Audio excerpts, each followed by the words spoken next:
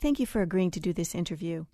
I know it's the first in-depth one you've granted in many years. Well, I didn't expect it to touch so many vulnerable parts of myself. I mean, we're walking out into the horrible, dark, open spaces of my heart, spaces that, cry out to be filled with love and other people, but instead I only really see myself as a little girl, a featureless, lonely child chasing a hoop as it rolls down desolate alleyways in a shadowy landscape.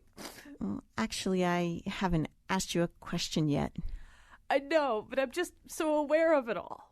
You're trying to find things out about me and then turn them into words, which will be printed with ink on paper made from trees slashed by saws in commercial forests in Georgia.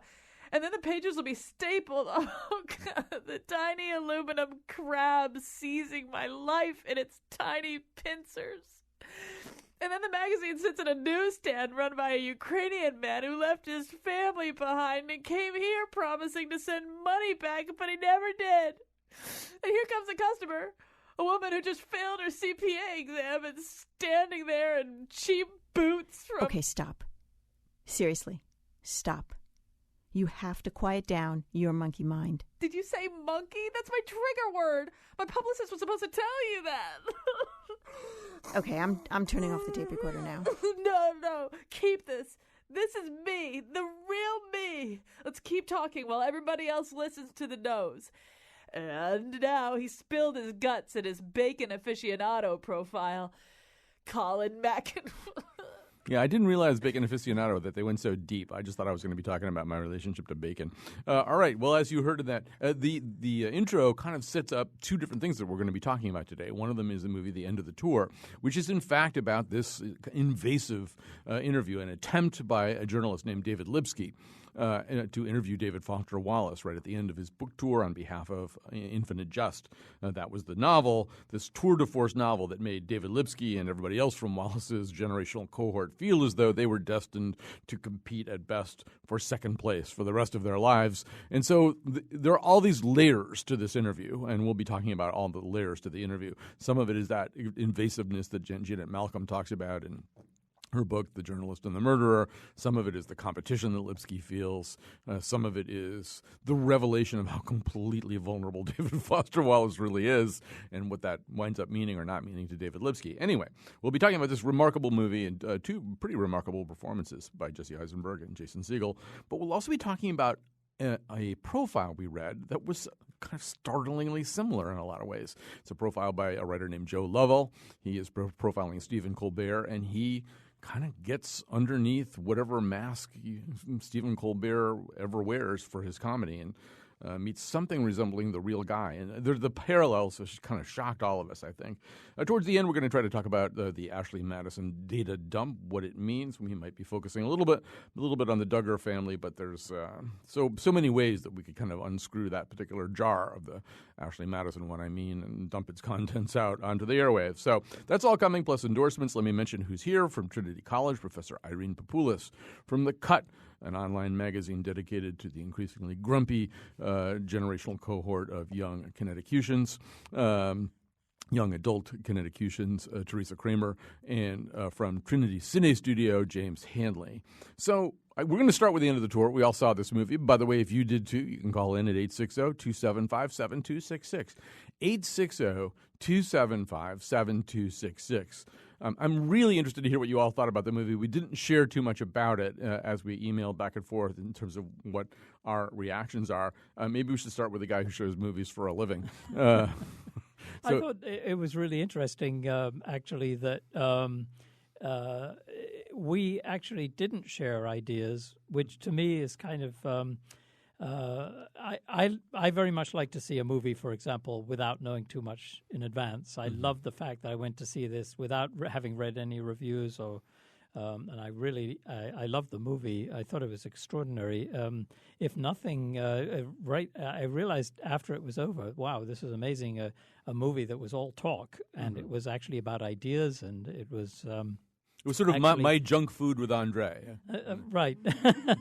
But it's kind of interesting not to talk about the movie for a while and think about it. That I personally have found David Foster Wallace intrigues me, and I always find myself picking up his books, and I read part of it, and I find that the density of it is very intimidating to me, and so I find I can't sit there and sort of feel that I've got to continue this. Like when I come back home, I find myself picking up something, then coming back to it, then coming back to it. And the film is kind of interesting because it gets that about the sort of episodic nature of what's going on in his mind. And I think there's a real contrast in the characters. Jesse Eisenberg has this sort of intense analytic quality that is constantly probing and then is sort of defeated by a much larger sort of sense of sort of almost a morphic explanation of what David Foster Wallace is seeing. It's like trying to be that Jesse Eisenberg is a sort of sharp intellectual approach to that, but David Foster Wallace is not that intellectual approach. And I'll get back to what I thought, having read the Stephen Colbert profile afterwards, which was very informative. But it was a really absorbing film and makes me want to see it again and really sort of get a sense of the characters, real depth to characters, which was something very special to me. Yeah, Teresa, I don't know. I mean, I almost just want to hear each of you just give your little take on it, because this movie can mean so much. Oh, I forgot the list of the. Could somebody give me the list of the clips? We have clips, but I forgot to bring the list in. Somebody will bring it to me. But so we do have clips from the movie. But yeah, maybe just the best thing to do is I mean, you can see this movie so many different ways. And I have to say that I was sitting in the movie theater when it ended, thinking I was having this kind of Truman Show moment, and thinking, did they just make this movie for me? Because this is like everything I think about all the time. So then I asked the people sitting behind me if they liked it, and they did too.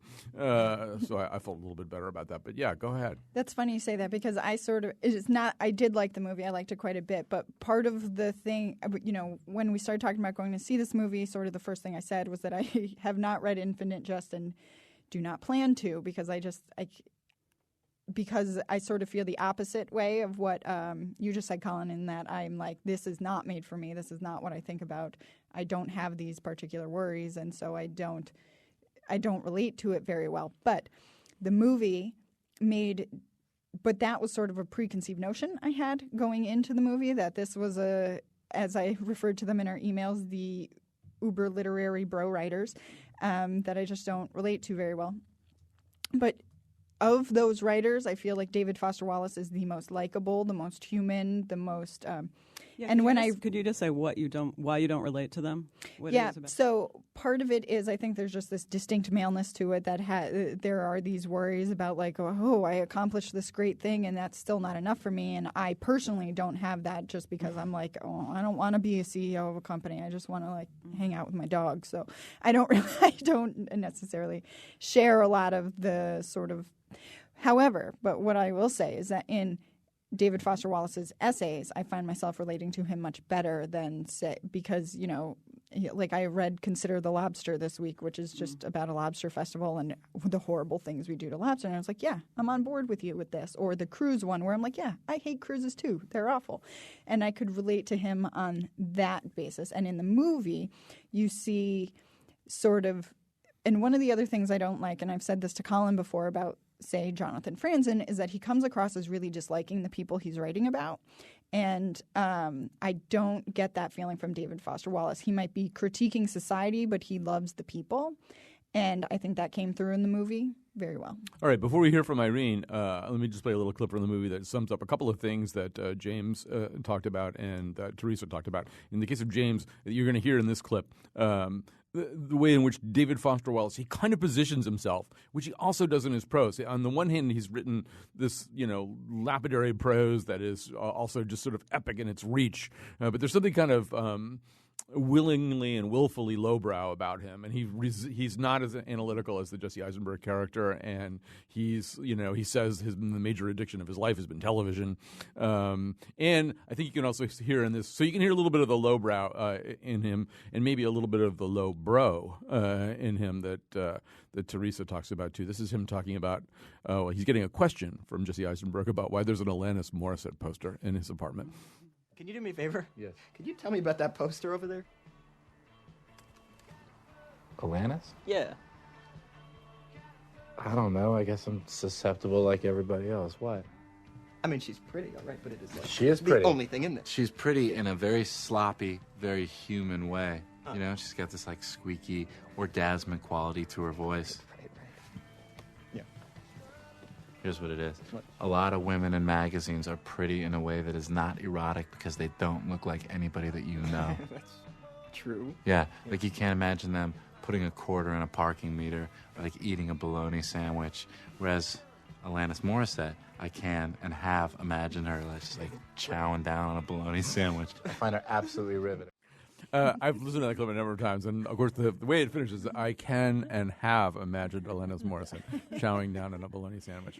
Anyway, Irene, it's your turn. Yeah, who puts squeaky and orgasmic in the same sentence and makes it work? You know, I think it's interesting because I really like the movie too, and I think probably for reasons similar to why Colin liked it, in the sense that, which is kind of funny since I'm a woman, but I sort of felt like I could just relate to both of them in really strongly, because, and for David Foster Wallace, it's the sort of morality. So it's not highbrow or lowbrow. It's just like trying to be morally right and feeling like, and struggling with that and feeling like, I mean, Colbert seems to have that too, you know, and I think I feel like that's why people love him so much. It's because he's trying harder than we are to be morally right. And I thought that came across in a really interesting way. Just the struggle of that, and also the struggle of trying to understand someone like that. So for the other David, trying to understand,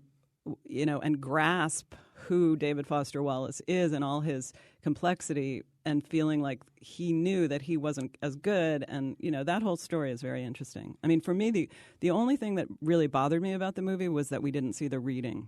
You know? Right. He gave a reading, and and then they just cut to the end. He started. Why did they do that, I wonder? Well, you know, that was brought up by America's greatest living film critic, David Edelstein, who was here on the Nose last week. But at the end of his review, he says that. He says it's the one thing that's missing from this movie. And I've heard other real Wallace-ites say that the writing just isn't there. If there's some way to convey the writing, they ought to do it. I would recommend Edelstein's review, too, because it ends with a little piece of gossip about Elizabeth Wurtzel and David Foster Wallace at one of these readings for Infinite Jest. But anyway... I wonder, is there like a copyright issue because his estate is not on board? So that could have been. Actually, I hadn't thought about that. You might be right about that. Yeah. Yep. Actually, somebody is texting me. I assume that's Alex who's doing that. Actually, they didn't have the rights to Wallace's writing. Wallace's estate did not like the movie. So. To me, first of all, I mean, I wanted to say a little bit about this from my own perspective, too. Having been occasionally interviewed, but more often writing profiles of people. And one of the things I thought about while watching this was I did a profile of a band, and they had just been signed to their first – this is kind of like an Almost Famous thing, you know. They'd just been signed to their first big label contract. And they were very familial in their behavior, and a little bit – they were constantly sort of closing ranks to keep me out, and then opening back up because they really wanted me to come in, much the way you see in this movie, right? You know, Wallace is very ambivalent about, you know, what does he want to say? What does he want to have said? It's such an incredibly difficult thing, too. If you can imagine, we all live our lives not all that self-consciously, right? Not certainly, what does Wallace say, at the raped by psychic Bedouins level of self-consciousness. So if somebody asks you to explain your life, what you're doing and everything, it's pretty hard, actually. It's a pretty hard thing to do. Anyway, I was working with this rock band, and I was being the Jesse Eisenberg guy, and this involved just sort of hanging around and around and around, waiting for them to kind of forget who I was, and at least forget what mission I was on. And I was like the roadie at times. I would help them load equipment into gigs and stuff. And anyway, eventually I wrote the piece, and then here's the other part of it. So right before this process was ending, I was in the green room with them before a gig, and they would have these little meetings, and they clearly had a little meeting about me, and they said, you know, Colin, we decided we really like you and that we want to be friends with you, and that, you know, when this thing is over, you know, and everything, you know, we want to just go on, you know, being friends the way we have and stuff. And I was sitting there thinking to myself, yeah, you probably are not going to want to do that. Not because I didn't like them or anything like that, but because this process is so intensely violating. And because the way that I see you is never the way you think of yourself. So, you mean after they read the article, they wouldn't want to? Yeah, they wouldn't want to. Yeah. And so when the article ran as a cover piece, and I didn't hear from them, and I didn't hear from I didn't hear from them. And then they were playing a gig down here, and they said, we want you to come and see us. This is after weeks of silence. And I ran into the lead guitarist in the hallway, and he said to me, that article was the truest thing that's ever been written about us, and as such, the hardest to read. And we didn't become friends, because and I think this movie really gets at that whole Janet Malcolm thing. Totally, I agree with that. I think that's the core of the of Jesse Eisenberg's acting in this film too. He gets that about David Lipsky, that it's this extreme tension, really, that he's trying to get David Foster Wallace to go to a place where he doesn't really want to go. And David Foster Wallace is constantly emitting signs that he wants him to be a friend or to actually establish friendship in order to be able to tell the true story. Is it impossible to be friends with someone who's writing a profile of you, I wonder? Well, that's at the core, exactly. Yeah. Yes, I think that I would say yes. I mean, because if you are in that, if you establish that kind of thing, and I think the dogs are sort of the symbol of that in the movie. That David Foster Wallace's dogs, and the connection that he's trying to make with the dogs and Jesse Eisenberg, and Jesse Eisenberg is acting distant from the dogs. And the dogs, he says, okay, okay, and he says, leave the door open, so the dogs can wander around, and it's like, if you don't leave the door open, you're not going to be friends with me, kind of thing. And it gets to the core of that. And one of the interesting things to me further than that, too, is that David Lipsky actually, I guess the article was never published in Rolling Stone, and he wrote a book. And I was just looking at the title of that again. Although, of course, you end up being yourself, which is kind of an interesting title if you really think about that. It seemed like David Lipsky, the real David Lipsky, really understood the dilemma that he was at when he was trying to contact this person, because David Foster Wallace is like this person who, it's almost like he's a hyper-conscious person that gets across in the movie, that there are so many things that he's like going from one thing to another and connecting them on a level that is incredibly complex. And David Lipsky, Jesse Eisenberg's character, is trying all the time to somehow distill it. Actually, let's hear another clip where this whole relationship is explored. Hold on to your thought for Teresa. So Wolfie, this will be the third clip on your list, the "I don't even know" clip. This is where they're kind of talking out this exact question about what is this relationship, and I think we start with Jason Segel as David Foster Wallace. You know what I would love to do, man? I would love to do a profile on one of you guys who's doing a profile on me. That is interesting. Or is that too pomo and cute? I don't know. Maybe for Rolling Stone, but it would be interesting, though. You think? I'm sorry, man. What's wrong? It's just you're going to go back to New York and, sit at your desk and shape this thing however you want. And to me, it's just extremely disturbing. Why is it disturbing? Because I think I would like to shape the impression of me that's coming across. I see. Yeah. I understand that. I don't even know if I like you yet. I'm so nervous about whether you like me. So, Teresa, one of the things I found myself, maybe because I saw myself, cringing at the Jesse Eisenberg depiction of David Lipsky. And I don't want to give this scene away too much, but there's a scene near the end where there's almost a ransacking of David Foster Wallace's life that happens. And it happens pretty remorselessly on the part of David Lipsky or Jesse Eisenberg after they've been through a bunch of iterations of their relationship. I mean, things have kind of broken down and then been reassembled in a much more interesting and potentially intimate and genuine way. And once again, there's violation after violation going on. I mean, I don't know. Did it strike you the same way, or did you just sort of see David Lipsky as on a defensible quest? He's got a job. He's got to do it. It's funny. It struck me more as silly because I was thinking, you've been in this man's house for obviously they left and they came back, but he's probably been in this guy's house for a good 24 hours collectively. And I'm like, you haven't just jotted notes down this entire time about the room you were in or whatever you saw. What I was horrified by was the earlier scene where he's in the bathroom and he goes through his cabinet, because I was like, oh, you're not going to see anything out and about in someone's house. I wouldn't leave anything I didn't want a reporter to see out in my house generally.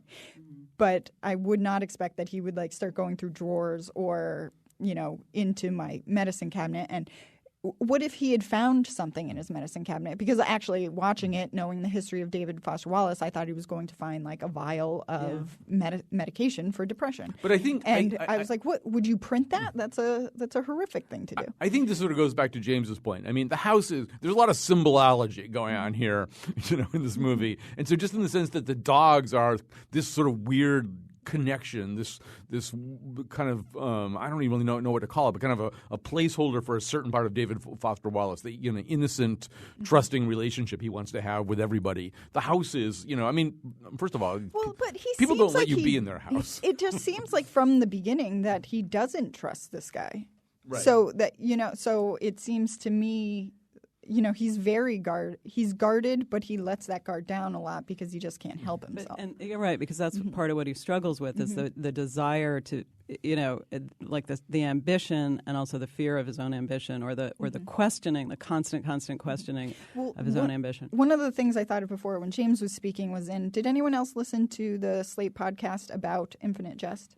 No, I want to read it first. Someone said that they had seen a syllabus from one of David Foster Wallace's class, and that everything was broken down in such excruciating detail to the point of like what it means if you get this grade, and you should come see me if you do this, and this is why we're reading this. And she's like, and I don't know how someone goes through life like this, because this is obviously how he sees the world. Yeah, which is, I mean, that is what leads to anxiety and depression when you can't just take something in and let it go, which he clearly cannot do. Especially if you're saying, I just want to be real. I don't want to be faux. I want to be real. I want to be. I mean, when I got home, I watched the Charlie Rose interview with him that's online, and he has the bandana. And we should say that 3 of us today are wearing bandanas. We're wearing David Foster Wallace. And it feels good. Right now. It feels good. He said that it made him feel better.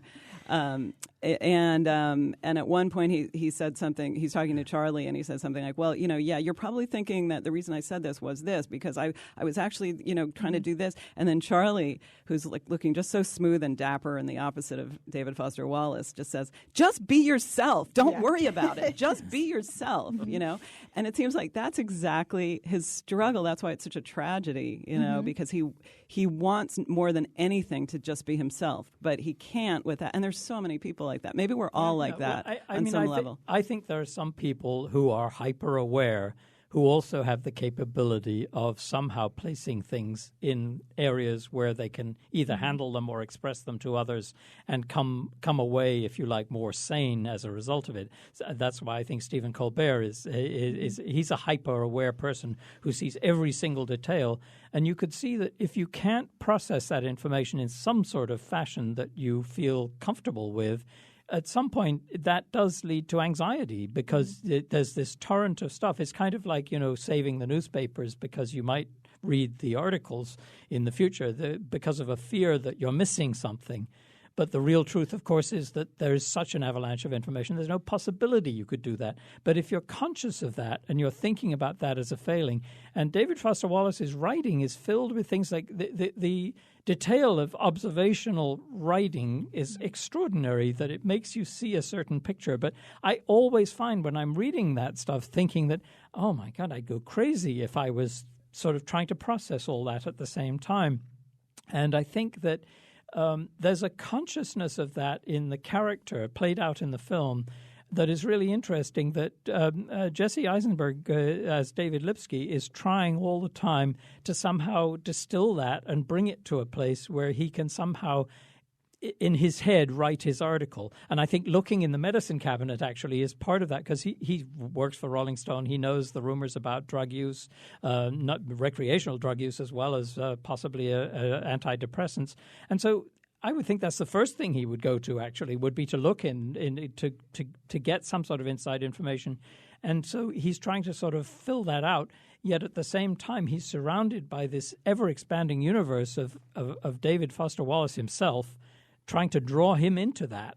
One of the things I kept wondering, because this never became a Rolling Stone article, is do we know why it didn't? Was it just too unruly for him to do anything with? Jan Wenner sort of killed it, I think, before it even got written. Jan Wenner, one of the things that in the movie that is not true is the one thing that actually sort of looks like an old-fashioned, I guess it's sort of, is it Mr. Deeds? It's one of those things where the reporter goes, you got to let me do this article. Yeah. Come on, boss. It's like out of some movie of that era. And there's something like that in this one. Is it Barbara Stanwyck who does that? I think. I can't remember. Yeah. So there's this kind of Barbara Stanwyck moment where Jesse Eisenberg is saying, you got to let me do this. And it turns out that Jan Wenner had actually seen just a picture of David Foster Wallace in one of these bandanas that we're all wearing and just said, he's one of us. Somebody go do a story about him. But yeah, I think the whole thing. I just want to end this. I did have one little aperçu. It's a puny aperçu, but based on something that Teresa was saying too. And this involves a slightly name-droppy story, and I apologize. But so, one of the things that I'm keenly aware of from this movie, and then like going back to David Foster Wallace, is how centered inside his work is, right? He's an incredibly keen observer of the outside world, but it starts inside, and it's so much about the impact of what the outside world is doing to the inside. And he talks about that in the movie, but that's so clear in his writing, too, that even though he sees everything, like he just sees the world in huge detail, it's all coming inside, and what's going on is inside. So his very close, or sort of close friend, Jonathan Franzen, who wrote this also somewhat violating piece about him that involved bird watching and the suicide of David Foster Wallace and stuff like that. I did a Connecticut forum with Franzen and John Irving and one other writer, and we were during the intermission. We were in the green room, and John Irving's wife had terrible allergies, and I was explaining to her what a neti pot is, and that maybe would help her allergies and stuff like that. And Franzen was sitting on the floor across from us, and with this little kind of Cheshire Catty enigmatic smile that he has.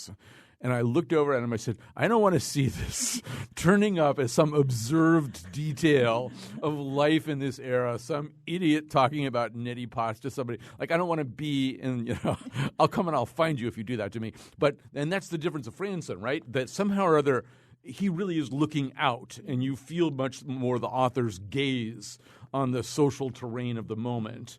That it isn't, that locus isn't so deep inside the way that it is with Foster Wallace. And I think that's the reason why there's a great unhappiness in David Foster Wallace. That unhappiness comes from the fact that once it becomes internalized, you can't process it in the same way, I think. And so it becomes a source of anxiety in itself.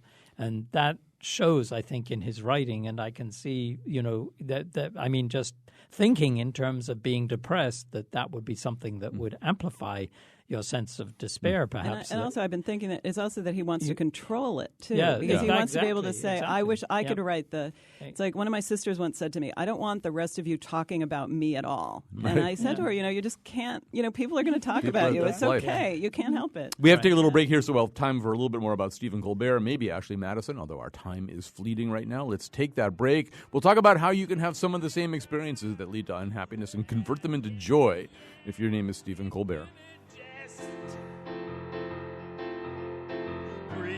Interviews with hideous men, David Foster Wallace.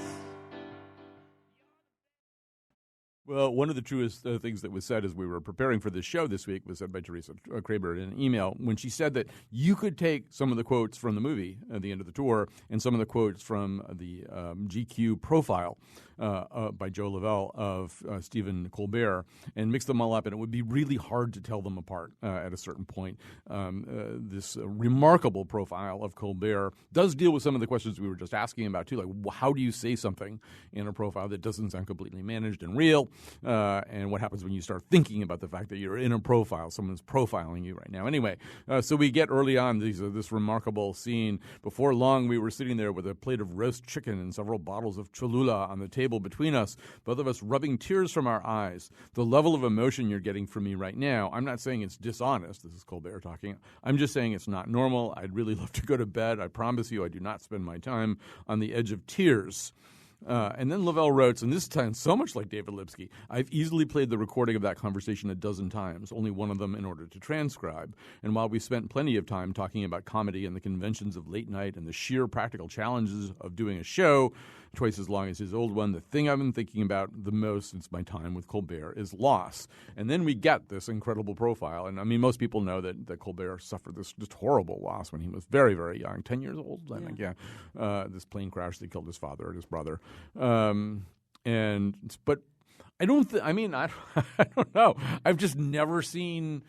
I mean, we've all watched a lot of Stephen Colbert. We've really not seen this person that we see here, right? I'll let you go first. Yeah, I mean, it's interesting that the answer is, his answer, his way. You mean when you said we've not seen this person? You mean we've not seen the one who had the tragic experience? Well, and has then gone through all these different stages of it, and has used drama and Stanislavski training and as a bridge to comedy, and that underneath this all there are these religious, very meditative things going on as he really looks at sort of how to get a handle on life. I think I agree. I hadn't really seen that person until I read the interview, but at the same time, we've sensed that person, and I think that's why we love him so much. Or at least that's why I do. Like the review, what I wrote down about it. The interviewer calls him one of the country's few public moral intellectuals, and he asked Stephen Colbert about it, and he says, "I do like thinking. If people perceive that as public moral intellectual, then that's fine with me, But I think it is a moral. There's some kind of moral joie de vivre that he has that kind of gives us a sense of those experiences, even if we didn't necessarily know them explicitly. Your reaction? I'm just going around the table again. I was thinking about why has he handled this so well, and I think part of it is I was thinking, well, here's someone who something actually happened to, right? David Foster Wallace was struggling with all these small daily things about life, but there was no, as far as I know, there must have been though. It was a trauma at some point, yeah. But so.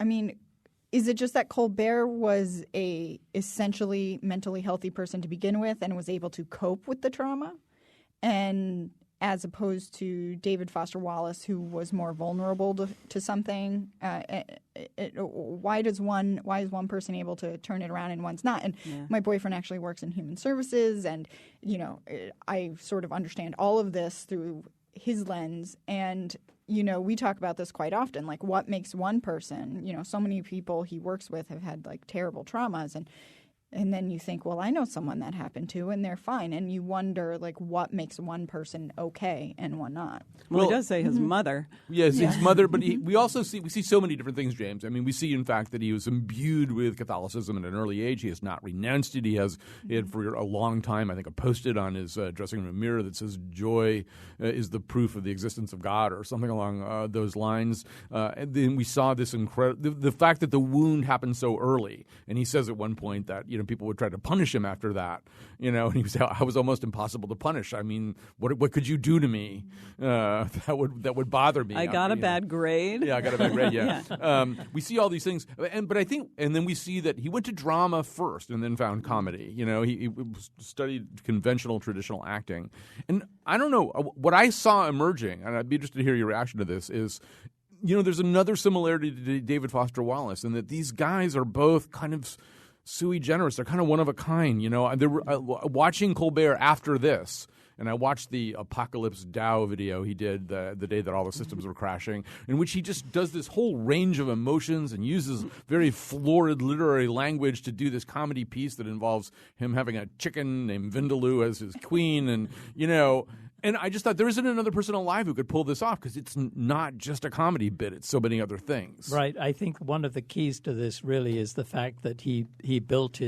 most of his career on playing a character, which provided a way to sort of, I think, to hone that ability. I mean, I think it's really fascinating, this idea about some people, internalizing stuff, and it's sort of like David Foster Wallace is writing about stuff, he's aware of stuff, and he's reflecting on stuff, and it's building up inside, and it doesn't have this sort of expression in a way that, quote unquote, would be healthy. And so, I think all of us know people who internalize things that they even may know that they internalize things and wish they didn't. But one of the things I thought was fascinating in that interview with Stephen Colbert is that he openly talks about how he just throws everything out there. Mm-hmm. He just is willing to be seen in every detail of his life, and to throw it out there, and it has a different quality then, an external quality perhaps. And by having this character that he's played for so long on TV, that he's able to also act out in a way that is sort of safe, if you like, and not take some of the risks that would otherwise perhaps be encountered if you were actually not playing that character. And I think one of the most fascinating things about him is his transition now to a different role where it isn't really a role that he's going to be trying to do really recreate himself in a new way. And who knows what is it about a person who's able to sort of, take all of that mess, if you like, all of those things that happen and then grow from that and be able to throw it out there and not care what people think about it. One thing that I thought was fascinating was the way, because it's not caring what people, he likes to embrace the discomfort. So not care about what people are thinking about it, and he did that in the correspondence dinner speech, remember? It was just like George Bush is sitting there. Right, it makes you cringe. Making you cringe. And then he even said he likes to be in an elevator and start singing really loud so that people get, and then just to realize, why does he like that? Because he realizes that he could live after doing it, know? And so there's something about embrace, it's like, a reassurance. in a way, right, so I think it, sort of psychologically, to do that is an alternative to trying to push it away. Like if you're trying to push away your discomfort, you're just going to be stuck with the discomfort. But if you sort of embrace the discomfort, that's what he's saying, and that's what improv did for him, allowed him to embrace being uncomfortable and sort of breathe it in, he said. What he says actually is very David Foster Wallace sounding. He says, obviously there's something defensive about it. What you're doing is sipping little bits of arsenic so that you can't be poisoned by the rest of your discomfort. You're Rasputining your way through the rest of your life. I mean, that sounds like a... And he does that. Yeah, that's sort of immunizing yourself in a way. And, I thought it was really interesting in a sort of symbolic way. I always remember the reporter Eric Severide, who would sometimes come on for a commentary, who would say, the banks are failing, there's a terrible storm in the Northeast, there's a typhoon in the East, what does it all mean? And then he would sort of proceed with a commentary that really had no relation to that. Yet on that piece that is linked to the article in GQ, Stephen Colbert is doing that, but sort of poking fun at himself for doing that and getting a reassurance from it at the same time. All of those things are happening at the same time, which I find really it's stimulating and exciting to think that you can do that and not feel that, okay, everything is really going to hell, that you can actually put it in places that are externalized from yourself and that you can continue your life. We have a news flash from Alex Dubin, who thinks that Joe Lovell, the author of this piece, may have edited David Foster Wallace while at Harper's, in which case we'll have a perfect umbilical cord running through there.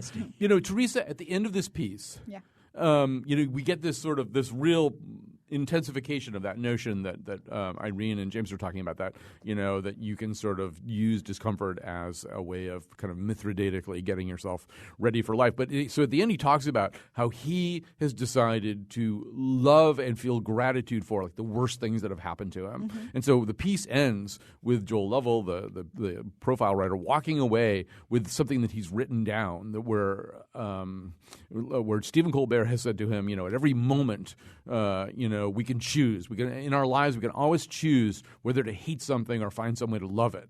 And he says, his last line is, "At every moment, we are volunteers." And Lovell walks. And I was just trying to think of another comedian, another comedy figure who could pull that off, who, has that much perspective. You watch like David Steinberg and people like that. They have these shows where comedians are interviewed. They don't have profound things to say. Oh, I don't know about that. They may not say it the same way. I think... you think Jerry Seinfeld could say something like that? No, but Jerry Seinfeld's just talking about, like, what is up with that guy over there? Like, he's not really talking about anything deep, but there are comedians who do that. So, like, Mark Maron just basically sits on a stool and rambles about his own inner world for, like, an hour, and I can't pull anything. And I don't think he does it quite as well as Stephen Colbert. He's not quite as succinct as this. And he also isn't winning the struggle as much. He is much more anxious and much more depressed. And he also attempts to interview other people. If he were to do David Foster Wallace the whole time, you go, "You think I'm short? I think I look short." Yeah, the two of them, David Foster Wallace wouldn't be able to say anything. They would never have gotten out of their cycle of self-doubt. Maybe is it that Stephen Colbert just isn't cynical? Yeah. The other ones are cynical. I mean, I think what so. comedian isn't cynical? All right, speaking of cynical, we've got about 3 minutes to talk about the most cynical thing that happened all week, which was that the very cynical website, Ashley Madison, which is for cheaters, a website that was set up for cheaters. You want to cheat? Why go through all the trouble of arranging this on your own? We'll basically help you find somebody to cheat with. Hackers have dumped the contents of this website onto the internet. Not easily readable by you or me, but you have to have sort of special kind of skills. But the database, it's all going to get out there. The first victim, and that may not be the right word, is a member of the notorious Duggar family who always seem to be getting in trouble. He turns out to have had an Ashley Madison account and has been profusely apologizing and not in certain ways. If we have time, we'll get to this. But, in a way, this seems like a David Foster, Jonathan Franzen kind of moment, right? Like the curtain has been tugged off something in a very, appalling and difficult way. And I think that people who've been victims of their bile, the Duggar family's bile, people like the LGBT community, for example, the homophobia was virulent and bitter and constant. And most gay people I know were aware, were thinking, someday the real story about these people is going to come out, because why would they act this way? But I think that the whole nature of the Ashley Madison thing, the one thing that really makes me curious is that why would people think that when they enter all their information into a site that is actually offering this service with credit cards, with contact information and stuff, and think that there wasn't some danger that at some point something wouldn't be done with that material? I mean, not just hacking, but I mean, how can you trust the Ashley Madison folks? How could you trust the woman the site hooks you up with to not right. be like, I just went on a date with Josh Duggar? Because I would be like, oh, gross, and go tell everybody. Yeah, there is some way in which this, I mean, Jennifer Weiner, writing in the New York Times op-ed page today, kind of used this, right, as a symbol, not just of sort of the corruption and dereliction of American society, but just the rank stupidity of not really knowing how to do something like this the correct way. If you want to cheat smart. Yeah. I mean, I think it's amazing that stay local. That there's so much. Yeah, there's so much. Right, just don't put it in writing, whatever it is. There's so much illicit sex going on in such an elaborate way. 32 million people signed on to that site. I mean, I guess we knew that, but there's just something. The elaborate measures that people take to try to. Couldn't you just find someone at work or whatever? No, it has to be. But how would he, of all people, know how to do that, right? Like, he's never even been allowed to go on a date. Well, actually, Really? I do have to wrap this. Unfortunately, I do have to wrap this discussion up. We could talk a long time about this. Although I like James's idea of locally sourced adultery. That they should have the equivalent of farmers markets where you really sort of get to know people. But I will say that in the great tradition of blaming a victim, Josh Duggar's mom said that she advises married women to have sex with their husband whenever he wants. Be available, the 49-year-old said in an interview last year. Anyone can fix him lunch, but only one person can meet that physical need of love that he has. You always need to be available when he calls, because if you're not, he will register with Ashley Madison and you'll have even bigger problems. All right, we'll take a break. We'll come back with endorsements.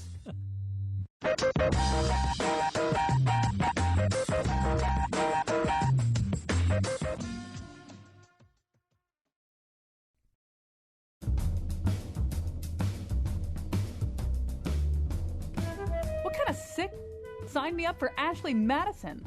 Now I'm going to get all this bad publicity. Plus, what am I supposed to do about this email I got from Mariska Hargitay? I got an email from Mariska Hargitay? Can somebody else finish up these announcements for me? No? Today's show is produced by Colin and me, Kyone Wolf. Betsy Kaplan appeared in the intro, and Alex Dubin is probably tweeting for us or something like that. The part of Bill Curry was played by blah, blah, blah, and for articles and website, blah, blah. On Monday shows, something, something. Okay, I gotta go. I'm coming, Mariska!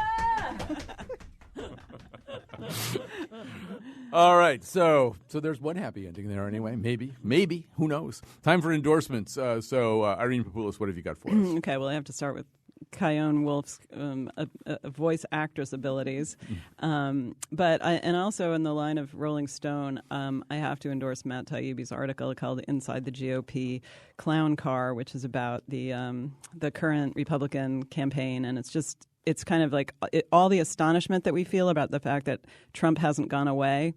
he kind of articulates and kind of explains in a really interesting way. The August 27th issue of Rolling Stone. All right. Teresa Kramer. I would like to endorse the new Jason Isbell album, which is called Something More Than Free, and it's great. And if you got the last one, it's just as good, if not better, so listen to it. Also, I've been hesitating to actually endorse a podcast called Race Wars, but I'm going to do it because Alex Bloomberg of NPR fame also came out pro race war podcast. And it's a couple of comedians and their friends and all sorts of people. Sometimes they bring in, like they brought in the Black Israelites and then had them fight with some sort of run-of-the-mill Jewish people about what it means to be Jewish. And they just have – sometimes it's a little repetitive, sometimes it's a little too simple, but most of the time it's, people having a very real conversation about race with people they're comfortable with, which you do not get anywhere else in this country, basically. All right. Good endorsement. What have you got for us, James? I wanted to endorse the Trinity Restaurant on Zion Street, our neighborhood restaurant near Cine Studio. And it's not run by Trinity. It's an independent restaurant, and the family who run it are great cooks. And they've just really, one of the remarkable things is it's a great place to go and eat, of course. It's very good food. But it's also had an amazing effect on the neighborhood. They've done beautiful restorations of their front area, and they've grown trees, so there's a nice place to eat outside. But the one thing that's really amazing is that it's a great neighborhood hangout, a great place to go before you go to a movie or go to a theater somewhere. And they really do a great job, and we're really happy they're in the neighborhood. Right there on Zion Street where Timothy's used to be. And are they still BYOB or did they get a liquor license? No, they have a liquor license now. They have a bar now. Yeah, they do, yeah. If you want to sit there with a couple of bottles of Cholula crying with Stephen Colbert, I couldn't think of a better place. All right, so I'm sort of not doing an endorsement exactly, or at least I'm doing sort of a little bit hand-wringing endorsement. So for many years, Guitar Under the Stars has been one of the events that sort of really defines Hartford. I mean, it's sort of this thing down by the river. It's part of Riverfront Recapture. It's co-produced by Riverfront Recapture and the guitarist Daniel Salazar, and who's a Hartford area guy, although he's right from the border originally. I think grew up in El Paso, Texas. But he brings these incredible Spanish sounds and works with other musicians. So for some reason or other, the arts grants, what few there are that come out of the state through the Department of Economic Development and Tourism and whatever they're called now, they're kind of screwed up or something. People are having trouble getting them. People who thought they were going to get them are not getting them, and that has happened to Daniel Salazar. So he's like trying to rally public support right now and look for ways to cut costs and maybe get a few donations. I'd like to also just, I don't know, Christina Newman Hartford Scott, she went over to this particular state commission. I'm kind of hoping she'll see the way. She of all people would know how incredibly valuable this event is to Hartford, how many people it attracts, and what a lovely stamp it puts on Hartford. It's scheduled for September 12th. It always seems to be scheduled for a night when I'm going to be somewhere else and I'm going to be at a wedding in New York that night. But I really think it would be a terrible loss to Hartford. So if there's ways that you can – all I can say to the state of Connecticut is if you offend Salazar, you offend me, all right? So I meant that to sound threatening. I don't think it really came out that way. But people really ought to help out with this. It really is a terrific event. And so if you can help directly with the donation, that's great. But also, let's put a little pressure on the state. He asked for $15,000. That's to kind of pay the musicians and stuff like that. And it's not a huge grant, so hopefully it can be done. I want to thank everybody who helped out with today's show. Wonderful panelists as usual. Irene Papoulis from Trinity College, from The Cut. Teresa Kramer from wonderful Trinity Cine Studio. Go there and see movies. After you have your nice meal at the Trinity Restaurant on Zion Street, just go up the hill and see movies the way they're supposed to be shown, on a beautiful screen, big screen. A curtain comes up beforehand the way it's supposed to. Great sound equipment. So go to Trinity Cine Studio. It's the way to see a movie. Yeah, we all be laughing, talking, joking, talking about this and talking about that. Talk about everything as a matter of fact. Oh, yeah. Talk about Torrington, Vernon, Danbury, Waterbury, Alderbury, Woodbury, hitting on New Britain, Vernon, I already said that one, Avon, Farmington. Yeah. You're on the radio. You're on the radio. On the radio, baby. You and me talking, laughing now.